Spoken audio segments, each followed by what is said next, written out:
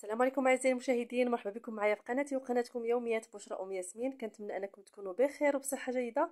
والفيديو ديال اليوم يلاقيكم في احسن الاحوال بحول الله. اليوم البنات غادي نقدم معكم ميني كيك بكريمه ديال البرتقال، كيجي رائع وخفيف. بقاو معايا حتى الاخر ديال الفيديو باش تعرفوا على الوصفه كامله ان شاء الله.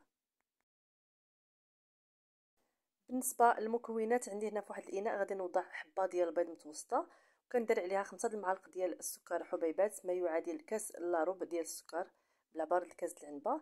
وكندير كاس ديال الحليب ونص كاس ديال الزيت، وواحد القشره ديال البرتقاله كنحكها كيف ما شاهدتوا معايا، وكنخلط المكونات مزيان مزيان حتى كينسجموا مع بعضياتهم. ثم كنضيف كاس ديال الدقيق وجوج ديال الاكياس الخميره ديال الحلويات من وزن كل 7 غرام في كل وحده، يعني المجموع 14 غرام. ثم كنخلط هاد المكونات كاملين. من بعد كنضيف نص كاس ديال الدقيق. هذا هو القدر اللي دخليه في هذا الخليط، يعني كاس ونص بالعبار ديال الكاس العنبه. المهم الكاس اللي تعبروا به البنات هو اللي تعبروا به. صافي كنكمل، ونسيت ما قلت لكمش رشيشه ديال الملحه، ضروري رشيشه ديال الملحه في الاول. صافي كنخلط هاد المكونات مزيان حتى كنحصل على هذا الخليط هذا. المهم جبت الليمون اللي غادي ندير فيهم الكيك ديالي. هنا انا اختاريت هاد الليمون هادو، نتوما اي ليمون عندكم صغارين، ما بغيتوش ديروها صغيره ديروها في حجم كبير. المهم هاد الليمون البنات دهنتهم هكذا بالزبده، ما رشيتهمش بالدقيق، فقط بالزبده دهنتهم. كندير 2 معالق كبار في كل وحده هكذا حتى كنسالي هاد الكميه كامله اللي عندي. من بعد كندخلهم الفران يطيبوا على درجه ديال الحراره اللي كتكون مهيله حتى كيتحمروا، ونخرجهم. بعد ما خرجتهم ديموليتهم البنات كيف ما كتشاهدوا، هذا هو الشكل النهائي نتاعهم بعد ما خرجتهم من الفران. هكذا كيجيو خفافين رائعين البنات. دابا غادي نحضر معكم الكريمه. بالنسبه للكريمه غادي نحتاجو 2 كيسان كبار ديال العصير البرتقال، انا عبرت بالكاس ديال العنبه.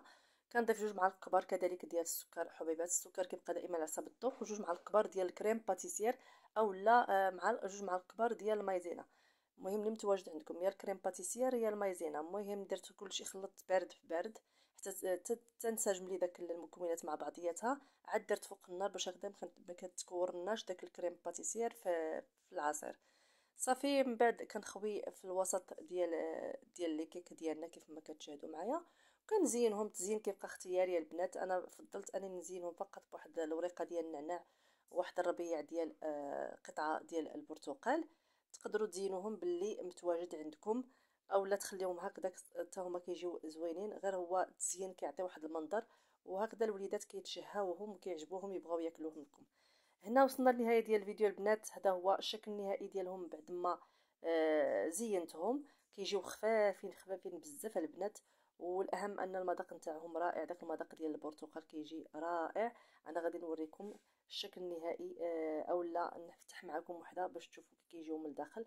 كيجيو خفافين كيف القطن ورطبين كيف ما كتشاهدوا معايا، رطبين بزاف. كنتمنى انهم ينالوا اعجابكم. عجبكم البنات ما تنسونيش من لايكاتكم وتعاليقكم المحفزه، واللي اول مره كيدخل القناه نتاعي مرحبا والف مرحبا.